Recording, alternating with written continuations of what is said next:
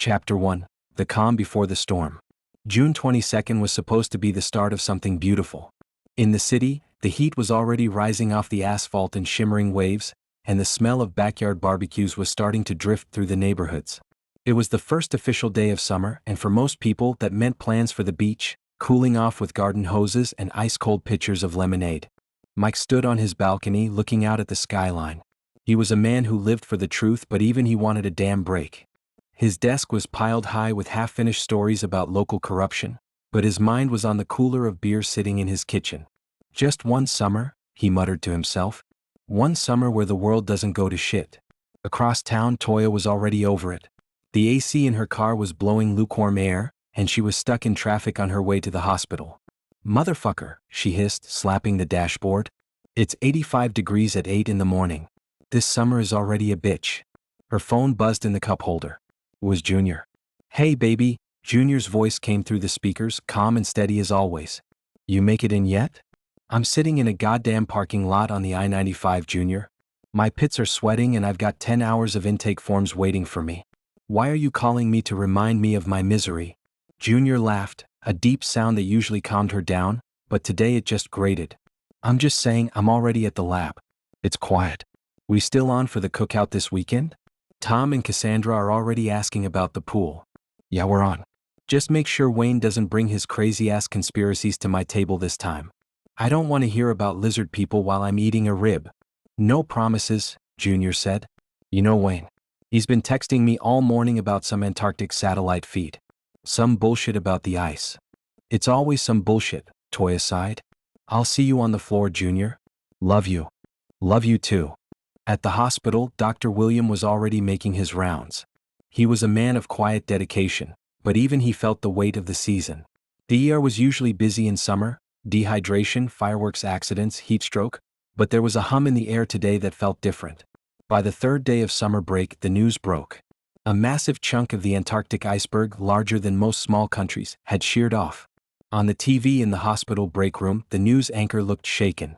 Toya leaned against the counter, watching the footage of the white mass sliding into the dark blue sea.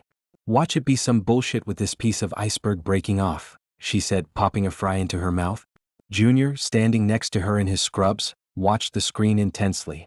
"I don't know, Toya. That's a lot of fresh water hitting the salt. Things change when the balance shifts." "Please?" Toya rolled her eyes. "It's a big ice cube, Junior. The world's just getting a drink.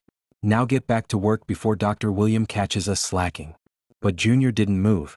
He just stared at the screen, a cold feeling settling in his gut that no summer heat could touch. Chapter 2. Icebergs in Doubt. The news cycle was relentless. For a week, every talking head on every channel was arguing about what the Antarctic event meant for sea levels and shipping lanes. But for Mike, the journalist, the story felt deeper. He was sitting in a dimly lit bar with Wayne, who was currently 3 beers deep and vibrating with manic energy. "I'm telling you, Mike, it's a goddamn smokescreen," Wayne said, leaning in so close Mike could smell the hops. "Icebergs don't just fall off like that. They blasted it. They needed something in the water." "Wayne, shut the fuck up," Latia said, not looking up from her medical textbook. She was sitting in the booth with them, her brow furrowed in concentration. "You're a conspiracy theorist, I'm a medical student.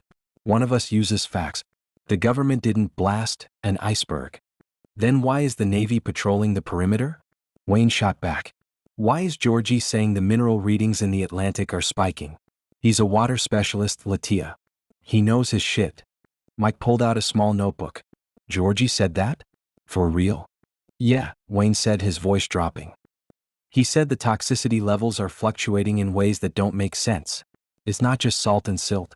It's something old." Meanwhile, at the hospital, the calm was officially over. Toya was slammed at the front desk. It started with a few cases of severe nausea. Then it was skin rashes, vibrant, angry red streaks that looked like chemical burns. "Junior!" Toya shouted over the din of a crying toddler. Junior appeared from the lab looking haggard. "What the hell is going on? I've checked in 12 people in the last hour with the same damn symptoms." "I don't know," Junior whispered, leaning over her desk. "But the blood samples I'm pulling? They're weird, Toya. The viscosity is off. It's like the plasma is thickening before I can even get it in the centrifuge. Dr. William is losing his mind." "Is it a virus?" "Doesn't look like any virus I've ever seen," Junior said, his face pale. It looks like poisoning. Toya looked at the line of people stretching out the door. People were coughing, clutching their stomachs, their eyes bloodshot and watery. It's the water, she whispered, a joke she'd made days ago suddenly feeling like a lead weight in her chest. Junior looked at her, his eyes wide. Don't say that. Don't even put that out there. I'm telling you, Junior. Look at them. Just then, a man in the waiting room let out a guttural scream. He fell to the floor, his body convulsing. As Dr. William and a team of nurses rushed toward him, the man vomited a thick, black fluid that hissed when it hit the linoleum floor. Get back. Dr. William yelled. Nobody touch it. Get a hazmat kit now. Toya gripped the edge of her desk, her knuckles white. God damn, she whispered. It's starting. Chapter 3, Rising Tensions. July 28th. The heat was unbearable, but nobody was going to the beach anymore. The emergency room at the hospital had turned into a literal madhouse. Every bed was full, the hallways were lined with gurneys, and the smell of bleach and sickness was thick enough to taste. Toya sat behind her plexiglass shield, her eyes sunken. She hadn't slept in 36 hours. Beside her, Junior was leaning against the wall, his arms crossed over his chest. He looked like he was ready to collapse. Everybody must be getting sick, Toya muttered, watching a young woman limp past, her arm covered in those horrific red welts. Yeah, I see, Junior replied, his voice raspy. I've never seen the ER look like this. Not even during the bad flu seasons. This is different. A nurse, Erica, stood in the center of the triage area, a clipboard in her shaking hands. She called out a name, Mr. Henderson? Arthur Henderson? Silence. She called again, louder this time. Arthur Henderson? Toya looked toward the corner where an elderly man had been sitting for 4 hours. He hadn't moved. His head was slumped against his chest. Erica walked over, reaching out a gloved hand to touch his shoulder. As soon as she nudged him, he slid off the plastic chair and hit the floor with a wet thud. He was cold. He'd been dead for at least an hour, right there in the middle of the crowded room. People are fucking dying in the waiting room, Junior, Toya said, her voice trembling with a mix of fear and anger. She looked at her husband, the humor she usually used to cope completely stripped away. What if I was right? What if that iceberg? What if whatever was frozen in it is in the water? What if it's killing people from the inside out? Junior didn't laugh this time. He didn't tell her she was being dramatic. He pulled out his phone, his fingers flying across the screen. What are you doing? Toya asked.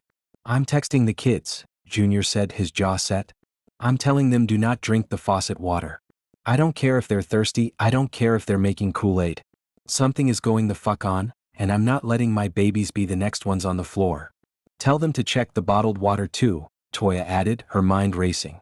If it's in the reservoir, it's in the bottling plants. Shit, Junior hissed. You're right. Across the ER, Dr. William was arguing with a government representative who had arrived an hour ago. The man was wearing a suit that cost more than Toya's car, and he looked remarkably dry for a man in a room full of sweating, dying people. We cannot trigger a mass panic, the suit was saying. Panic? Dr. William shouted, losing his professional cool. Look around you. The panic is already here. Their insides are dissolving. You need to shut down the city lines now. We are investigating, the man replied coldly. Investigate this, Dr. William said, pointing to the body of Mr. Henderson being wheeled away. That man didn't have a virus. He was eaten from the inside. Toya watched them, a sinking feeling in her gut. She looked at Junior. We need to get out of here soon. This place is a tomb. Junior nodded. Soon, baby. Soon. Chapter 4. The First Signs of Trouble. The ER was a cacophony of groans, shouts, and the relentless beeping of monitors that no one had time to silence. Dr. William moved with grim determination, his face etched with exhaustion, trying to keep a semblance of order. He'd seen plenty of epidemics in his career, but this was different. The speed, the severity, the sheer dissolution of the patients. An old lady, Mrs. Rodriguez, was lying on a gurney, her skin mottled, her eyes wide with fear. She'd been admitted hours ago with severe abdominal pain. Now she was gasping for air, clutching her stomach. It burns, she whimpered, inside. It feels like fire. Dr. William knelt beside her. We're doing everything we can, Mrs. Rodriguez. Just try to breathe. But as he spoke, a dark, viscous fluid began to seep from the corners of her mouth. Her body tensed, then convulsed violently. A nurse cried out, stepping back. The fluid was not blood nor bile. It was a thick, blackish-green substance, bubbling faintly as it spilled onto the gurney sheets. It smelled like sulfur and something putrid like decay accelerated. "What the fuck is that?" Toya whispered, watching from her desk, her hand clamped over her mouth. Junior was already moving, grabbing a face shield and a heavy-duty apron. "It's not acid," he muttered, "but it's doing the same goddamn thing." He rushed to Dr. Williams' side, handing him a more robust mask. Mrs. Rodriguez let out a final, shuddering gasp. Her eyes glazed over and her body went slack. The fluid continued to ooze, eating into the sterile sheets, leaving behind a brown, corroded stain. Dr. Williams stood up slowly, his shoulders slumped. He looked around the chaotic room at the faces of the terrified nurses, the frantic doctors, and the increasingly agitated patients. "No one," he commanded, his voice strained, "touches this fluid directly. Full hazmat protocols on all new cases showing these symptoms. We need gloves, masks, gowns, everything." A young nurse, Erica, stared at Mrs. Rodriguez's still form, her eyes welling up. She had been holding the old lady's hand just an hour ago. Now, a cold dread began to spread through the hospital staff. This wasn't just a sickness. It was an infestation, a plague that turned people into leaking, corroded husks. Panic, raw and visceral, started to bloom. A man in a wheelchair screamed, "We're all gonna die." Another patient, clutching his gut, stumbled out of his chair and began to claw at the locked exit doors. The police, who had been trying to maintain order, looked overwhelmed. Toya saw Junior looking at her, a silent message passing between them. "This is it." The water wasn't just making people sick. It was devouring them from the inside. It was a poison, a parasitic invader, and it was spreading. Chapter 5. Panic and Confusion. The hospital was spiraling into controlled chaos, but the rest of the world was about to catch up. Mike, holed up in his cramped apartment, was glued to his television. News reports from across the country were starting to trickle in. Unexplained mass illnesses, emergency room overloads, vague warnings about unidentified pathogens. But it was all couched in carefully worded, reassuring government statements. "They're trying to keep a lid on it," Mike muttered, typing frantically on his laptop. He was cross-referencing news reports, looking for the common denominator. Water. It was always near water sources. He thought about Wayne's rantings about the iceberg, about Georgie's obscure warnings. It couldn't be. Could it? Suddenly, the local news anchor, a usually composed woman, appeared on screen, her face pale, her eyes wide with terror. She started speaking, not reading from a teleprompter but shouting, "America, do not drink the water. They're trying to keep it from." Her voice cut off abruptly. The screen flashed, then dissolved into a chaotic swirl of static and distorted colors, reds, greens, blues flashing erratically. A loud, continuous, high-pitched beeping noise filled the room, making Mike wince and cover his ears. The news report had been cut, clearly by an external force. A collective gasp could almost be felt across the nation. The government's attempt at a cover-up had just failed spectacularly, broadcast to millions in one terrifying, uncontrolled moment. Mike knew with a journalist's gut instinct that this was the trigger. Within minutes, his phone began to ring. It was his editor screaming about what had just happened. Then his sister hysterical. The country was in a freefall of fear. At the hospital, the cut broadcast had been seen on every waiting room TV, every break room monitor. The beeping siren-like noise was still echoing through the halls. Toya stared at the blank screen, then at the faces of the patients and staff. Before it was fear. Now it was outright terror. "Did you hear that?" a patient shrieked. "She said don't drink the water." Another woman, clutching a bottle of water, threw it against the wall, screaming, "It's poison. They poisoned us." The already fragile order in the ER completely shattered. People began to riot, demanding answers, demanding help. Doctors and nurses, already on the brink, found themselves facing a furious, panicked mob. "The bottled water is on recall," someone yelled, having just seen a flash notification on their phone before the signal died completely. Toya's eyes flew open. Bottled water? They had cases of it at home. Had Junior and the kids drunk any of it? "What the hell are we going to do?" she yelled, but her voice was lost in the growing pandemonium. Junior grabbed her hand, pulling her down behind her desk. "Stay down," he shouted as a chair flew over their heads. "We need to get to the kids. Now." Chapter 6. Messages from the outside. The city was a symphony of fear. Sirens wailed in the distance, but they sounded less like help arriving and more like a warning. The constant, mind-numbing beep from the TV's dead signal still echoed through the hospital. Cell service was spotty, overloaded by the sheer volume of people trying to reach loved ones. Toya and Junior, huddled behind the reception desk, were frantically trying to call their families.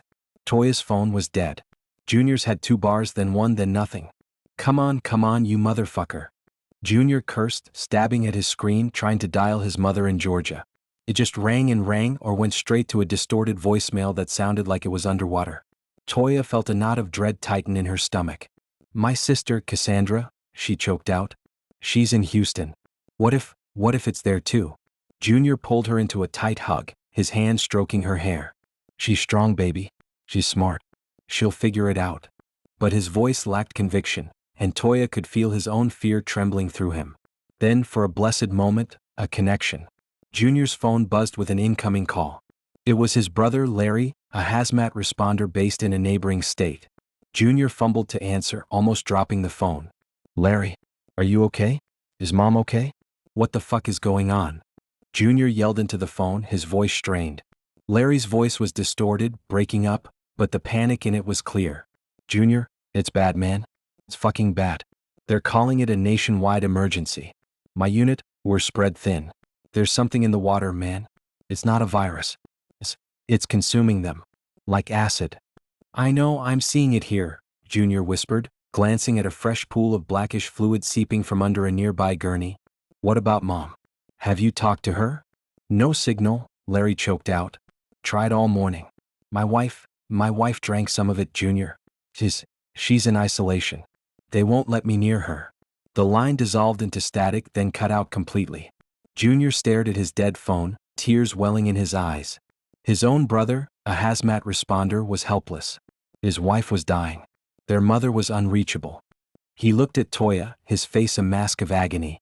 Larry's wife, he said, his voice barely audible. She drank it. Toya felt a scream building in her throat. Her family, their families, spread across a country that was now dissolving in fear and poison. How could they protect Tom and Cassandra if they couldn't even reach them? If bottled water was recalled, what were they supposed to do? A sudden, sharp pain flared in her stomach. She gasped, doubling over. Junior's head snapped up, his eyes wide with terror. Toya? What is it? Are you okay? Just stress, she managed, rubbing her belly. My nerves are shot to hell. But as she looked at the chaotic ER, at the people dying around them, she couldn't shake the terrifying thought. What if it wasn't just stress? Chapter 7, Decisions Under Duress. The hospital had transformed from a place of healing into a claustrophobic death trap. The air was thick with the metallic scent of blood and that foul, sulfuric stench of the black fluid. Junior looked around, his heart hammering against his ribs. He needed to get Toya and get the hell out of there, but when he turned back to the reception desk, she was gone. Toya? Toya? He roared, his voice cracking. A group of panicked patients surged past him, one of them accidentally wiping a smear of black bile onto Junior's sleeve. Fuck. Junior screamed, ripping his overshirt off and tittering it into the trash. He didn't have time to be a phlebotomist anymore. He was a man trying to find his wife. He ran to the security hub behind the desk and shoved the chair aside, his fingers flying across the keyboard. He pulled up the internal tracking logs for the staff keycards. Come on, you piece of shit software. He scanned the list. Toya's badge had been used exactly 12 minutes ago. Location, back exit level 1. She left? He whispered, a flash of hurt crossing his mind before he pushed it away. No, she wouldn't leave without me. He checked the logs again. Another swipe. Location, stairwell 4, level 4. Why the fuck would she go to the 4th floor? Junior muttered. That was the administrative and storage wing, mostly empty during the chaos. He didn't waste another second. He sprinted for the stairs, dodging a man who was coughing so hard his eyes were bleeding. He burst through the stairwell door, his lungs burning. He was a big man and the stairs were a bitch, but adrenaline was a hell of a drug. Outside, through the narrow stairwell windows, he could see the hospital parking lot. It was a war zone. People were fighting over cars, and a hazmat truck had been overturned and set on fire. The world was ending and he was stuck in a concrete tube. Chapter 8, The First Escape. Junior reached the 4th floor, his chest heaving. The hallway was eerie, quiet, dimly lit, and smelling of floor wax instead of death. Toya, he yelled. His phone buzzed. It was a FaceTime call from Toya. He swiped it open. Her face was pale, tucked into the corner of a dark room. Junior? Where the fuck are you? She hissed. I'm on the 4th floor, where you at? Why the fuck you up here, scary-ass nigga? You left me downstairs. I didn't leave you. Toya whispered, her voice trembling. Somebody grabbed my badge off the desk during the riot. I chased them, then I realized I was being a dumbass and got cornered by some guy who looked like his skin was melting off. I locked myself in room 408. Junior, don't let them touch you. Their skin, it's like they're falling apart. Junior looked down the long, shadowed hallway. 401, 403. I'm coming, Toya. Stay behind the door. He started running. He felt every bit of his weight, his legs screaming. I used to be fat, he thought, even though I'm mid-skinny now, I still got fat boy energy. I'm tired as a mudhucker. He reached room 408 and pounded on the wood. Bitch, you got me running. Open this goddamn door. The lock clicked and Toya threw herself into his arms. She was shaking, clutching a heavy medical bag. I got the meds, Junior. I went to the supply closet on the way. Antibiotics, antivirals, painkillers, everything I could grab. Junior hugged her tight, kissing her forehead. I love you, Toya. Now let's get the fuck out of here before the stairs get blocked. They didn't head for the main lobby. They took the service elevator to the garage level. When the doors opened, the humid air hit them like a physical blow. They ran toward their SUV, Toya stopping momentarily at the second-floor pharmacy entrance. Junior, wait. I got a plan. You ain't have a plan when you ran to the 4th floor. Junior barked, but he followed her anyway.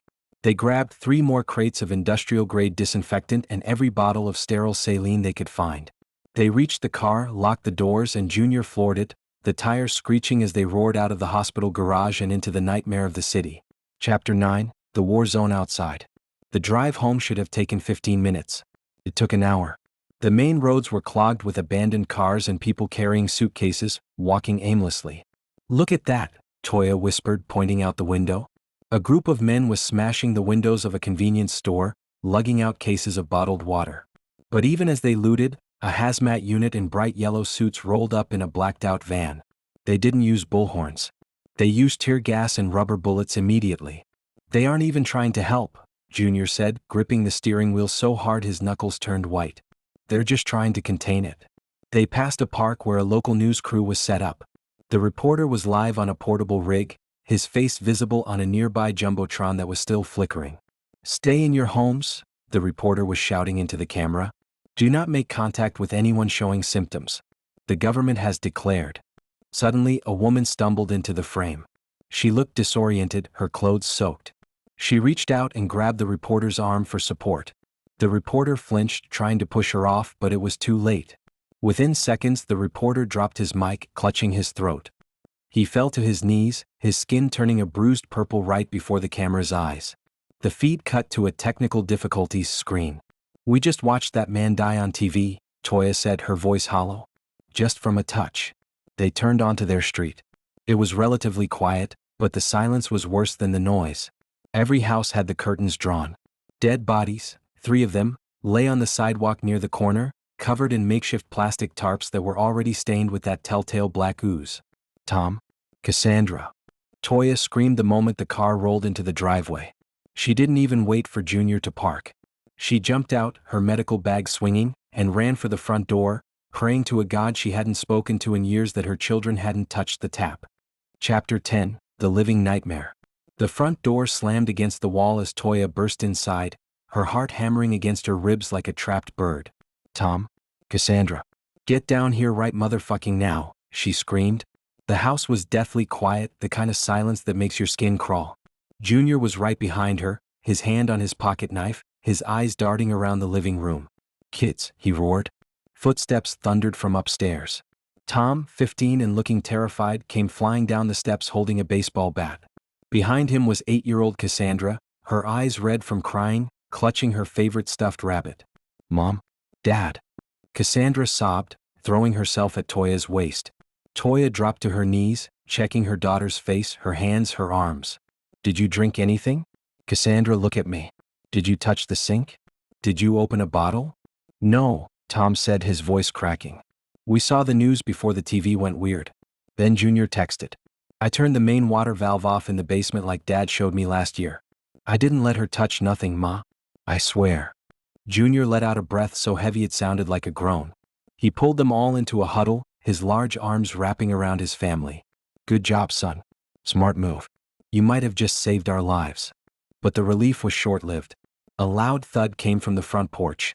Junior moved to the window, peeling back the curtain just an inch. Their neighbor, Mr. Henderson, not the one from the hospital but his son, was slumped against their door. He was scratching at the wood, his fingernails leaving bloody, black streaks. "Junior, help me," the man groaned through the wood. "My throat, it's like I swallowed glass." "Don't open it," Toya whispered, her eyes wide. "Junior, don't you dare open that door." "I know," Junior said, his voice cold. He looked at his children. They were seeing a side of the world, and their father, they weren't supposed to see yet. "Get to the kitchen. Pack all the dry food. Use the trash bags to seal the vents. We're turning this house into a fortress." Outside, the screaming started again. The neighborhood was falling. Chapter 11, A Dark Winter. The months that followed were a blur of gray skies and freezing temperatures. By November, the heat of the poison summer had faded, replaced by a brutal, biting cold. And then, something strange happened. The deaths slowed down. The black fluid that had been oozing from the victims seemed to congeal and freeze in the winter air. The reports of new infections plummeted. To the average person, it looked like a miracle. The government, emerging from their underground bunkers, began to broadcast again. They claimed the pathogen was heat-sensitive and had died off. "Look at this bullshit," Mike said, sitting in Wayne's basement. They were huddled around a wood-burning stove because the power grid was still shot. Mike was looking at a newspaper headline, "The Clear Recovery, Water Declared Safe." "You believe that shit, Mike?" Wayne asked, cleaning a shotgun. "The water's back to regular? Just like that? Because it got a little chilly?" "Hell no," Mike said. "I've been talking to Georgie. He's still seeing those mineral spikes in the Great Lakes. He thinks the virus isn't dead, it's just dormant. It's waiting for the thaw." In the city, the hazmat crews were starting to pull back. The piles of bodies that had littered the streets in August had been cleared, buried in mass graves outside the city limits. People were starting to come out of their houses, wearing heavy coats and masks, looking at each other with suspicion. Toya and Junior sat at their dinner table, the house freezing. They were eating canned beans. They hadn't turned their water back on, even though the city said it was fine. They were still using the saline and the medicine Toya had swiped from the hospital. "It feels fake," Toya said, staring out at the snow-covered street. "It feels like the world is holding its breath." "It is," Junior replied. "Winter didn't cure nothing. It just put the monster to sleep." Chapter 12, Aftermath Reflections. The trauma of July sat in the room like an uninvited guest. Every time Cassandra coughed, Toya jumped. Every time the pipes creaked, Junior reached for the crowbar he kept by the bed. They were survivors, but they were broken. "Remember Dr. William?" Toya asked one night, lying in the dark with Junior. "I wonder if he made it."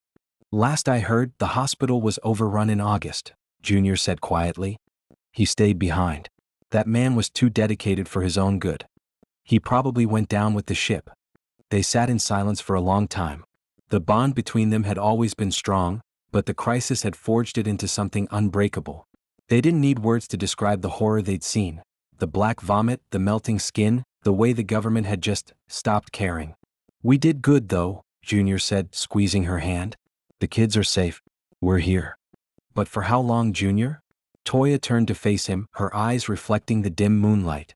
"This isn't over. You know it and I know it. That iceberg is still melting. The source is still out there." "I know," Junior whispered. "But we're ready now. We aren't the same people we were in June. If that bitch of a virus comes back, we're gonna be waiting for it." Toya leaned her head on his shoulder. She thought about the medicine bag hidden under the floorboards. She thought about the way the news reporter had died. "I used to think Wayne was a crazy motherfucker," she said with a dry laugh. "Now, I think he was the only one telling the truth." Junior chuckled, a rare sound in the dark. "Don't let him hear you say that. His head will explode." They fell asleep clutching each other, while outside the snow continued to fall, burying the secrets of the water deep beneath the ice. Chapter 13, The Winter's False Calm. By February, the world tried to pretend it wasn't scarred. The government launched a massive PR campaign called Project Springrise. They showed images of sparkling rivers and happy families drinking from taps. The message was clear. The nightmare was over, the Antarctic contaminant had been neutralized by the extreme cold, and it was time to get back to work. "Look at these lying motherfuckers," Toya hissed, pointing at the TV. A commercial showed a little girl filling a glass of water and smiling. "They really think we forgot about the black sludge?" They think we forgot about people melting in the streets? People want to forget, Toya, Junior said, cleaning his boots by the door. Memory is a short-lived bitch when folks are hungry for normalcy. The hospital had called Junior and Toya back to work. The city was desperate for medical professionals, offering hazard bonuses that were really just hush money. Against their better judgment they went. They needed the resources and Toya wanted eyes on the inside. The hospital had been scrubbed white, the scent of industrial bleach so strong it burned the back of the throat. But as Toya walked past room 408, the room she barricaded herself in, she saw the faint, etched stains on the doorframe that no amount of scrubbing could remove. Everything looks normal on the surface, Dr. Williams said, appearing behind her. He looked 10 years older, his hair turned completely white. He had survived the August siege by hiding in the morgue's cold storage. Is it safe, Doc? Toya asked, her voice low. Dr. William looked around to ensure no administrators were listening. The tests say the water is clear. But Toya, the clear they're looking for is based on old science. Whatever was in that ice, it doesn't follow our goddamn rules. Chapter 14, Flickers of Fear. The first sign that the piece was a lie didn't come from a hospital. It came from a local park. A group of teenagers enjoying an unseasonably warm February day decided to have a polar plunge in the local lake as the ice began to crack. It was supposed to be a joke, a way to show they weren't afraid anymore. They jumped into the frigid water, laughing and splashing. 3 days later, one of the boys was brought into the ER. He didn't have a fever. He wasn't coughing. His legs won't move, his mother screamed at Toya. He woke up and said his feet felt like they were full of lead. Toya called Junior over to help lift the boy onto a gurney. When Junior pulled back the boy's socks, he froze. The skin on the boy's ankles wasn't red or swollen. It was translucent. You could see the veins, but they weren't blue or red. They were a shimmering, oily black. Oh, God damn it, Junior whispered. It's back. Don't say it out loud, Toya warned, her heart sinking. If you say it, the panic starts all over again. But the boy started to scream, a high, thin sound. I can feel it moving. It's swimming in my bones. The false calm shattered in that moment. It wasn't just heat that activated it. It was the thaw. As the ice melted, the parasite, or whatever the hell it was waking up hungry. Toya looked at the boy and then at the water fountain in the hallway. A man was leaning over, taking a long, deep drink. Stop. Toya yelled, but it was too late. The man wiped his mouth and smiled at her. What's the matter, lady? It's just water. Chapter 15, Predicting Dangers. That night, the house was tense. Junior sat at the kitchen table with a map of the city's water lines, while Toya paced the floor. Tom and Cassandra were upstairs, supposedly doing homework, but the house was so quiet Toya knew they were listening through the vents. I'm telling you, Junior, I saw it, Toya said, her hands shaking as she lit a cigarette, a habit she'd picked up again in July. It's not eating them from the stomach anymore. It's entering through the skin. It's smarter. It's adapting. Wayne called me an hour ago, Junior said, not looking up from the map. He said the bird populations are dropping near the reservoirs. They're falling out of the sky, Toya. Not dead, just paralyzed. Junior, we have to tell people, Toya said. And say what? The government will lock us up for spreading misinformation. They've got soldiers at the treatment plants now. This isn't just a crisis anymore, it's a goddamn regime. Toya slammed her hand on the table. I predicted this. Back in June, I said it was going to be some bullshit. I said it was in the water when everyone was laughing. Now I'm telling you, this summer is going to make last year look like a fucking picnic. Junior looked up, his eyes weary. You're right. You're always right, Toya. You're like a goddamn prediction, Charlie. I need you to shut your mouth before I lose my mind, but I know you're right. I am right. Toya yelled, her voice cracking. And being right is the worst goddamn feeling in the world. From the top of the stairs, Tom's voice floated down, small and terrified. Dad? Does this mean we can't go outside again? Junior looked at Toya, then at his son. He didn't want to lie, but the truth was a poison of its own. Get your bags packed, Tom, Junior said firmly. We aren't waiting for the news to tell us when to run this time. Chapter 16, A Growing Concern. While the city tried to slumber in its delusional peace, Georgie was awake. As a water quality specialist, his life had become a series of frantic, secret tests. He sat in his darkened lab, the glow of the centrifuge the only light. He had been running samples from the local reservoir for 72 hours straight. Look at this shit, Georgie muttered to himself. On the microscopic slide, the water wasn't just water. There were microscopic filaments, thin as silk but hard as diamond, vibrating in a rhythmic pattern. It wasn't a bacteria. It wasn't a virus. It looked like a biological circuit. The door to the lab creaked open. Georgie jumped, nearly knocking over a flask of reagent. It was Linda, a colleague who had been suspiciously quiet since the winter thaw. "Georgie, you need to go home," Linda said, her voice flat. "The Department of Defense took over the data stream this morning. You're looking at things that don't exist anymore." "Don't exist?" Georgie laughed, a jagged, hysterical sound. "Linda, look at the screen. These filaments are vibrating at a frequency that matches the Antarctic shelf resonance. The iceberg didn't just melt, it released a dormant colony. It's a hive mind, and it's currently in the plumbing of every house in this zip code." Linda didn't look at the screen. She looked at the security camera in the corner. "Georgie, shut the fuck up. For your own sake. They aren't looking for a cure. They're looking for a way to control who gets the clean supply." Georgie realized then that the government wasn't failing to solve the crisis. They were managing the harvest. He grabbed his hard drive and his coat. "Tell them I went to lunch," he whispered, slipping out the back. He had to get this data to Mike. Chapter 17. Signs of a New Crisis. The call started coming in at 3 a.m. Toya's phone was buzzing on the nightstand, a relentless, vibrating ghost. She groaned and swiped it open. It was her mother. "Toya? Toya, baby, don't use the ice," her mother whispered, her voice sounding like dry leaves. "The neighbors, the Martins, they had a graduation party last night. They made a big bowl of punch with the ice from the store." Toya sat bolt upright, the blankets falling away. "Mama? What happened? Is everyone okay?" "They're all standing in the front yard, Toya. They aren't moving. They're just standing there looking at the moon. Mr. Martin, he tried to speak to me, but when he opened his mouth, it sounded like a radio between stations. Just static, baby. Just goddamn static." Toya felt a cold sweat break out across her neck. "Mama, lock the doors. Don't look at them. I'm calling Junior." In the other room, Junior was already on his own phone. His face was a mask of grim realization. "That was Wayne," Junior said, walking into the bedroom. "He's in the suburbs. He says the static people are appearing everywhere. It's starting in the isolated areas first. The water company bumped the pressure in the pipes last night. They flushed the dormant filaments right into the homes." "It's not the black sludge anymore," Toya whispered, her mind racing back to the boy in the ER with the translucent skin. "It's not killing them instantly. It's taking them over." "We're leaving," Junior said. "I don't care about the bonus. I don't care about the house. We're grabbing the kids and we're going to that cabin in the woods your uncle owns. No city water. No neighbors. Just us." Chapter 18. The Government's Silence. By dawn, the Project Springrise facade was crumbling, but the government wasn't talking. Instead, they deployed the National Guard. Not to help, but to set up hydration checkpoints.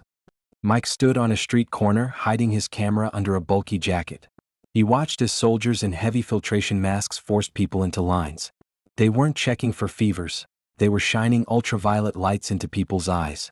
"What are you looking for?" a man in line shouted. "I'm just trying to get to work." "Why the fuck is there a tank on Main Street?" The soldier didn't answer. He slammed the butt of his rifle into the man's ribs. "Move along. Stay hydrated with approved government rations only." Mike zoomed his lens in on the approved rations. The bottles had a specific blue seal.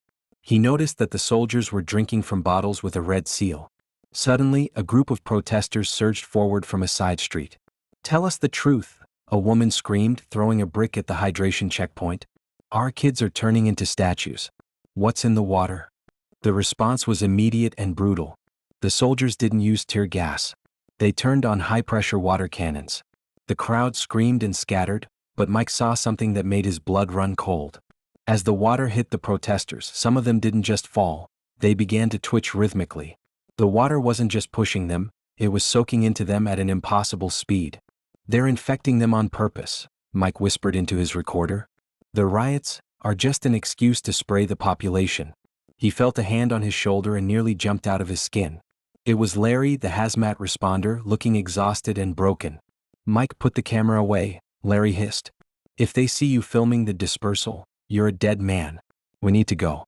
Wayne is waiting." Chapter 19. Conflicting Truths. The safe house was a cramped, tobacco-stained apartment on the edge of the industrial district. Mike, Larry, and Wayne sat around a table littered with grainy photos and Georgie's stolen data drives. The air was thick with tension and the smell of cheap coffee. Look at the frequency readings, Mike said, tapping a printout. Georgie found that these filaments in the water respond to specific sonic pulses. The government isn't just managing the crisis, they're tuning the population. It's some high-level motherfucking mind control using biological hardware. Wayne slammed his fist on the table. I told you. I goddamn told you. The iceberg wasn't just a block of ice, it was a storage unit. Something ancient was kept under that shelf, and when it broke, they saw an opportunity. They didn't want to stop the virus, they wanted to refine it. Latia, sitting in the corner with her medical texts, looked up, her face pale. It's not just a frequency, Wayne. I've been looking at the pathology reports. Mike swiped. The filaments are replacing the nervous system. By the time the static starts, the person's brain is basically a receiver. They aren't statues, they're standby units. So what's the end game? Larry asked, his voice hollow. He was thinking of his wife, still locked in a government recovery center. Why turn us into radios? Control, Mike said simply. A population that doesn't argue, doesn't riot, and only drinks what you give them? That's a dictator's wet dream. And the best part? They can blame it all on a natural disaster from Antarctica. We need to go public, Wayne said. We need to broadcast this data before the whole city starts humming like a goddamn microwave. The towers are guarded by the guard, Mike reminded him. We try to broadcast, they'll melt us before we hit upload. Chapter 20. Call to action.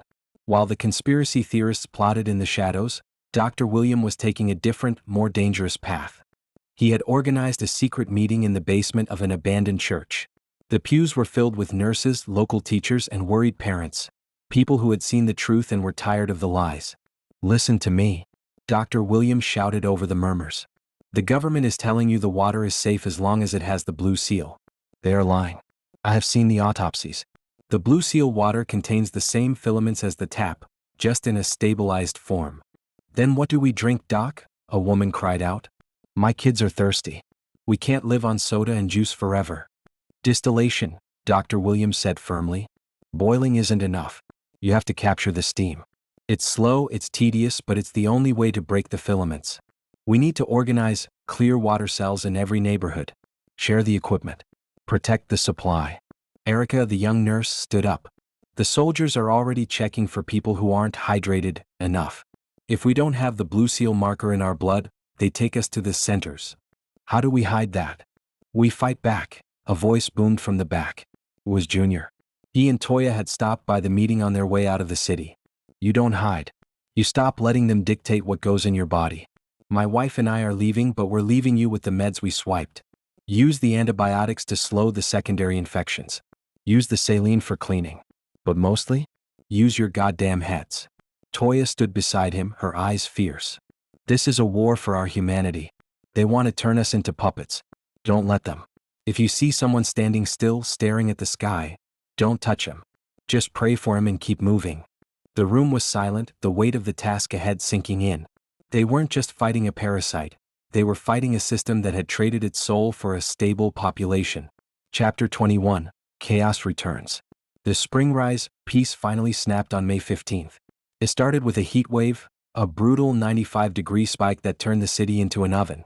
The stabilized filaments in the blue seal water didn't like the heat.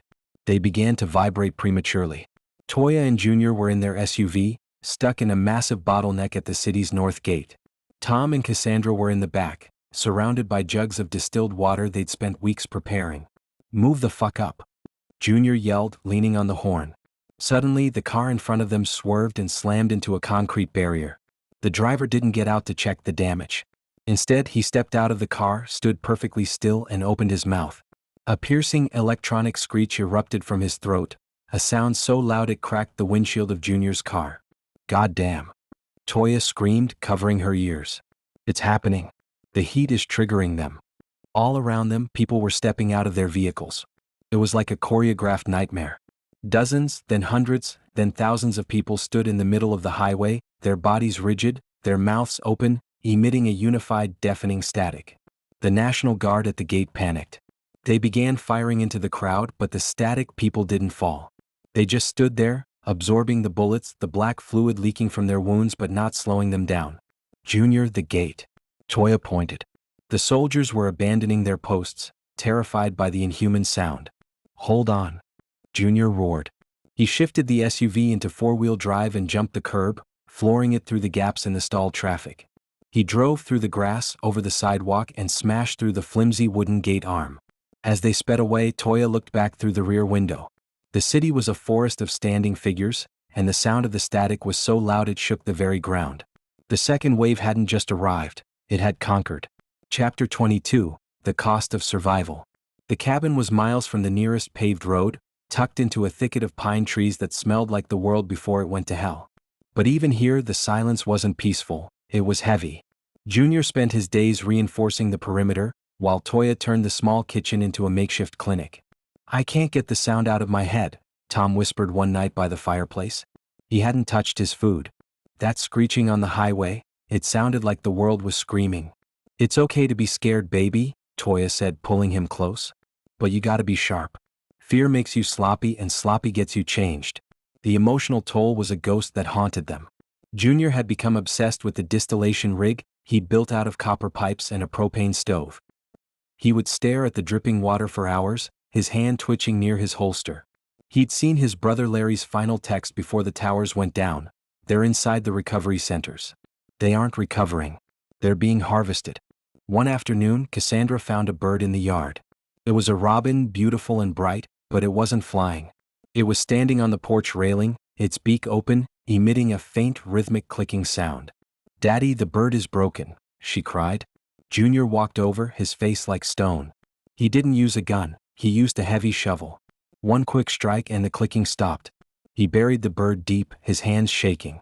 He didn't look at his daughter. He couldn't. He was losing the man he used to be to keep the man they needed alive. Chapter 23, Confronting Reality. By late June, the heat was back with a vengeance. The static wave had decimated the cities, leaving behind hives of people who stood frozen until the sun went down, at which point they began to move with a terrifying, unified purpose. Toya sat on the porch, watching Junior sharpen a machete. We're running low on the medicine, Junior. And my head, it's been pounding for 3 days. Junior stopped sharpening. He looked at her, his eyes searching for any sign of the translucent skin or the black veins. You drank the distilled, right? Only the distilled? Don't you dare look at me like I'm one of them, Junior. Toya snapped, the stress finally boiling over. I'm tired. I'm tired of boiling water, I'm tired of hiding, and I'm tired of watching you turn into a goddamn robot. I'm keeping us alive, Toya. That's my fucking job. Junior roared back. They stood in the heat, breathing hard, the unbreakable bond stretching to its limit. In that moment, they realized that the parasite didn't just need the water to win. It needed the isolation and the paranoia to break their spirits. Junior dropped the machete and pulled Toya into his arms. They cried then, really cried, for the first time since June 22nd of the previous year. They cried for their neighbors, for Dr. William, for the life they had when their only worry was traffic and a broken AC. We're still us, Toya whispered into his chest. As long as we're still us, they haven't won. Chapter 24, A Glimmer of Hope. While the world burned, the resistance flickered. A crackling voice finally broke through the static on their shortwave radio. It wasn't the government. It was Mike. To anyone listening, this is Mike. We're at the Great Lakes Research Station. Georgie and Linda found it. The filaments, they have a weakness. They can't survive high concentrations of silver nitrate. It's not a perfect cure, but it breaks the resonance. It stops the static. Toya and Junior huddled around the radio. Silver nitrate? Toya muttered. That's what we use for cauterizing and eye drops in the newborns. We have some in the medical bag. Mike's voice continued, sounding frantic. We're uploading the synthesis instructions to every open frequency. If you can hear this, find a lab. Find a pharmacy. We're seeding the clouds near the reservoirs. We're taking our water back. It was a glimmer, thin and fragile, but it was enough. Linda had discovered that the hive mind relied on a specific mineral balance to maintain its signal.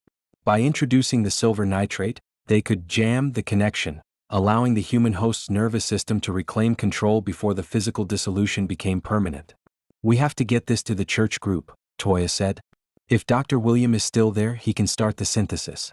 We have the supplies. It's a suicide mission to go back into the city, Toya, Junior said. Then call me a kamikaze bitch, Toya said, grabbing her bag.